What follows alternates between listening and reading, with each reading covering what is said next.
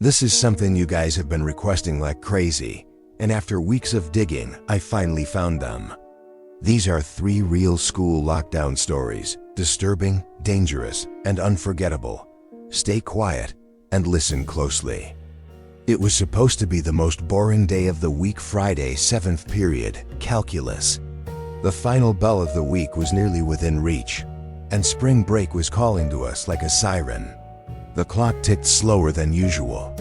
Everyone was restless, tired, unfocused. Even our laid-back calculus teacher gave up on actual teaching. Instead, he loaded up a logo quiz on Sporkle. Come. Figuring a brain game would do less damage than a lost battle with senioritis. I remember that exact moment. My friend had just blurted out an answer, Adidas. We all laughed. Then the laughter stopped. A voice crackled through the loudspeaker. It was the dean. Only something was wrong. "This is not a drill," he said, his voice strained and shaking. "All teachers initiate lockdown." I repeat, this is not a drill. Our teacher froze mid-step. The smile vanished from his face. We watched as he bolted to the door, locked it, shut off the lights, and motioned us to the back corner of the room. His tone, urgent and trembling, told us everything we needed to know. This wasn't just some safety exercise. We sat in silence, some trying to breathe quietly, others gripping each other's hands with white knuckles. Then, the electrical hum that always buzzed from the back of the room suddenly went dead. The school had cut all the power. Goosebumps spread across my arms like frostbite. Minutes passed. No one spoke. And then we heard it, screaming. A man's voice, violent, unhinged, echoed through the hallway. He was howling words we couldn't quite make out. Locker doors clanged and slammed as he made his way down the corridor. 2 girls began sobbing softly, and my stomach dropped into my shoes. Then came the words, "I'll kill all of you." He was right outside. And then, he started banging on our door. 2:30, rising music cue, the handle rattled. The door thudded violently as his fists pounded into the wood. "Open up," he yelled. Someone in our group whimpered. A girl screamed. I thought I was going to pass out. It went on for what felt like a lifetime. His fists, the screaming, the dread, but eventually, the sound began to fade. He moved on, stomping and howling farther down the hallway, until the school was once again swallowed in silence. 10 minutes later, though it felt like hours, the dean came back on the intercom. He explained, as calmly as he could, that a mentally unstable man had entered the building and attacked the woman at the front desk before vanishing somewhere inside the school. No one knew if he was armed. The lockdown remained in place. Teachers were told to resume class, but to keep all doors locked. Later that night, a janitor discovered the man hiding in a storage closet. Rumor had it, sticking out of his coat pocket was a .44 Magnum, and the scariest part? By the time police arrived, he was already gone. It was early October, one of those dull gray days where the clouds hung heavy and the rain drizzled, just enough to keep everyone inside. First lunch had just started. 6th graders and half of the 7th graders filled the cafeteria, laughing, eating, and trying to stretch every minute of freedom before the next class. Then, it happened. 4 loud booms. At first, I thought it was thunder. The whole place went silent for a split second, and then all hell broke loose. Screams erupted, chairs clattered. I heard someone yell, "Gunshots!" I still told myself it was thunder, that these kids were overreacting. But when the campus security rushed in shouting, ordering everyone into the multipurpose room, the panic became real. No one questioned it. The kids in line for lunch dropped their trays and ran. We were herded like animals into the massive room that sat at the edge of campus. The back wall was all glass. Transparent, fragile glass. As we were pushed inside, security guards and faculty members pulled the curtains closed, blocking the view. Adults took up stations at every exit, some of them whispering frantically into walkie-talkies. My friend Eric asked one of them what was going on. When he came back to our group, He looked pale. "You know those houses across from school?" he whispered. "Some guy over there." He snapped. "They said he's mentally unstable. He barricaded himself inside, said he's not going to be evicted. Swore he'd kill any cops who come near." And he paused. He was watching the school before it happened. Watching us. Eric told us the man was a registered sex offender, that he'd been seen pacing in front of the school, staring through the fences, mumbling to himself. Apparently, when the police tried to approach him, he threatened to blow himself up and take everyone with him. It was like a scene out of a movie. Except we were in it. We were stuck in that echoing, crowded room for over an hour. They canceled 2 entire periods. No one was allowed to leave. We sat on the hard floor, waiting. Some kids cried. Others tried to distract themselves with jokes or games. But no one was really okay. Not when they kept telling us not to go near the windows. Later that day, after we were finally escorted back to class one group at a time, my friend Brandy told me something that made it all worse. She lived next to the man. She said last Halloween, she saw him in his window, carving into his own arm with a piece of glass, writing something on the window in blood. "Don't come here," it said. "I'll kill you." Everyone thought it was Halloween decoration, some sick attempt at spooky fun. But after that day, we all knew the truth. That man wasn't dressing up for the holiday. He was leaving a warning. I was 22 years old, fresh out of college, and feeling like I was finally stepping into the real world. It wasn't glamorous, but I had landed a job back at my old high school, working as a computer tech intern. My office, deep in the basement. Out of sight, out of mind. It wasn't a bad setup, though. The office had decent desks, a couple mini fridges, even a wall-mounted flat screen. Best of all, air conditioning. Something most of the classrooms upstairs didn't even have. I shared the space with 2 former teachers of mine, Gary and Dave, who had helped me get the job. I trusted them. I trusted the school. I shouldn't have. It happened on a Tuesday. The lunch period had just started. Gary and Dave were upstairs, and I was alone in the basement, munching on a sandwich. My phone rang. One of the secretaries from the front office. Her voice was tight, serious. "We're in lockdown. This is not a drill. Someone may be armed." I froze.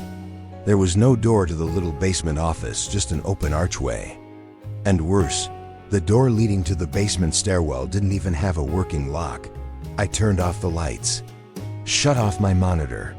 My heart was pounding as I sat back down, clutching my phone. I texted Gary and Dave. No answer. I waited and waited. 20 minutes passed. Then I heard it. The basement door groaned open, its rusty hinges screeching like a horror movie. I sat upright, unsure if I should speak. Someone started descending the steps fast, thud, thud, until I could hear them entering the room. Footsteps. Slow and deliberate. Approached my office. I dove under my desk, held my breath. Whoever it was didn't turn on the light. They just stood there, breathing. I stayed perfectly still, and then ding, my phone buzzed. I swear my soul left my body. Footsteps inched toward the desk. My mind screamed, "Run, scream, do something." But I couldn't move. Then a hand reached down and grabbed my arm. I flinched. A voice whispered, "It's okay. I'm just hiding too." It was a man in a red plaid shirt, a dark cap pulled low over his face. He said a teacher told him to come down and hide, that he was just a parent here to pick up his son. But something didn't feel right. He was too calm, too cold. I glanced at my phone, the text that had come in. It was from Dave.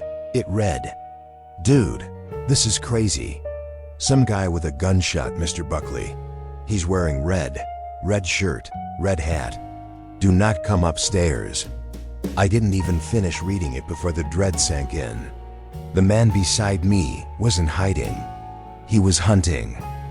I stared at the man in the red plaid shirt, trying not to let my face betray what I had just read. My pulse was hammering in my ears. I tried to think clearly, but every thought was clouded by fear. The message from Dave repeated in my mind. He shot Mr. Buckley, red shirt, red hat. And that's exactly what the man next to me was wearing. He looked at me, squinting through the dim light. "Is there an exit down here?" he asked. I nodded, heart pounding. "Yeah, over there." I pointed toward the far side of the basement, trying to sound calm. Inside, I was screaming. He began to move toward the exit. That's when I found my window. I had to act fast before he realized I knew. I whispered, "Wait, who did you say told you to hide down here again?" He stopped. Didn't turn around. Didn't say a word. The silence spoke louder than anything he could have said. I took a shaky step back. He slowly turned. Our eyes met. He knew. I ran. I bolted across the basement, heart slamming against my ribs. Behind me, I heard his heavy boots pounding against the floor. A loud bang echoed through the concrete walls, a gunshot. I didn't look back. I couldn't. The bullet ricocheted off something metal behind me. Sparks flashed in the dark. I stumbled up the stairs, barely keeping my balance. I reached the door and flung it open. Bright light. Shouting. Police officers at the exits. They were waiting. The man barreled up after me, but didn't get far. The second he pushed through the stairwell door, the officers swarmed him, tackled him to the floor, disarmed him. One of the officers called out, "Gun secure." And just like that, it was over. Sort of. Mr. Buckley, the teacher who had been shot, survived. The bullet had missed any vital organs. He was lucky, if you could even call it that. Rumors later swirled that he and the man had bad history, but nobody knew what kind. None of it justified what happened. No one expected a gunman to slip inside the school in broad daylight, but that's exactly what happened. For days after, I couldn't sleep. The sound of the gunshot would play in my ears over and over. That moment under the desk, the silence, the breath on my neck, the knowledge that death might be standing right beside me, it stuck with me. I never went back to the basement again. And I never forgot how close I came to being a story that ended differently. They say once a lockdown ends, life returns to normal. But that's not really true. For the students in that calculus classroom, the ones who heard the madman screaming in the hall, slamming lockers, pounding their classroom door, things weren't the same. Some kids stopped showing up to school entirely. Others started carrying pocket knives, even though it was against the rules. One girl transferred districts. Another had to see the school counselor weekly. And our teacher, the chill, easygoing one who joked about Adidas and played Sporkle games, he didn't return after spring break. He quietly resigned. We never saw him again. At the middle school, where students had been trapped in the multipurpose room, things were eerily quiet the following week. Teachers tried to explain what had happened in age-appropriate language, but nothing they said could erase the image of campus security rushing to cover the glass with curtains. Or the rumors, so many rumors, that the man across the street had planted something under the playground, that he'd watched the school every day through binoculars, that he had a list. None of it was ever confirmed, but the fear felt real.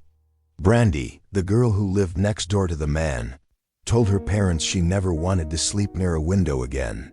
She started putting a chair in front of her bedroom door every night. She said she didn't care if it was over. She didn't feel safe anymore. And really, how could she? As for me, even weeks later, I couldn't shake it. Every time I passed someone wearing a red shirt and a hat, my throat tightened. Sometimes I'd wake up at night thinking I heard footsteps coming downstairs that didn't even exist.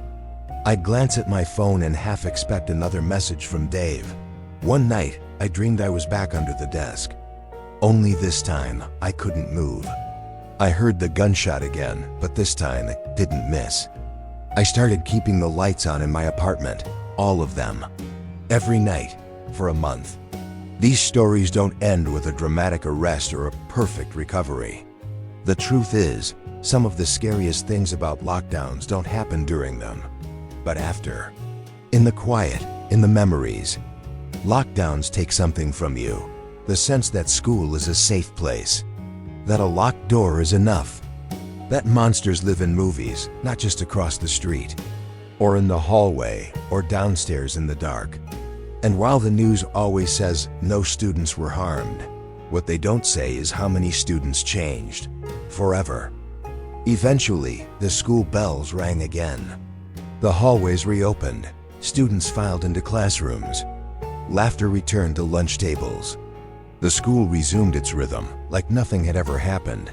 But for those of us who lived those lockdowns, nothing felt routine anymore. There's a strange silence that follows chaos. It creeps in when the doors unlock and the lights flicker back on. When the screaming stops, when the footsteps are gone. It's the kind of silence that makes you doubt whether it even happened, or whether you're just dreaming it over and over again. But you did live it. We all did.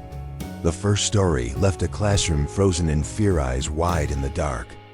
The sound of fists hammering on a door, forever etched into their memory. A janitor found the intruder later, but the man vanished before the police could catch him. That means somewhere out there he's still free, still watching. The second story showed us that horror doesn't always need to break in, it can live next door. Behind a window smeared in blood.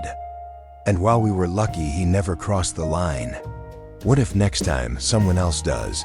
And the third story. That one nearly ended with a bullet. A near-death moment, face to face with a man wearing red, standing in the shadows, pretending to be just another frightened person. It's hard to forget how easy it was for him to slip in unnoticed. How close it came to ending very, very differently. What ties all these stories together isn't just fear.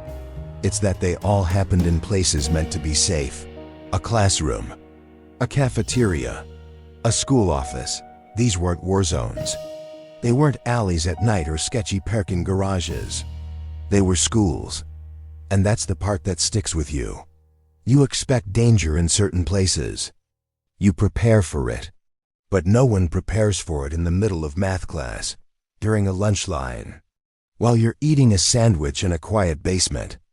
And maybe that's what makes it all so terrifying. So the next time you hear about a lockdown, remember, it's not always just a drill. Sometimes it's very real. Sometimes it's hiding in plain sight. And sometimes the person next to you isn't who they claim to be. Because the truth is, lockdowns may end, the bell may ring, the class may go on. But some moments, some sounds, some faces, they never leave you. Ever.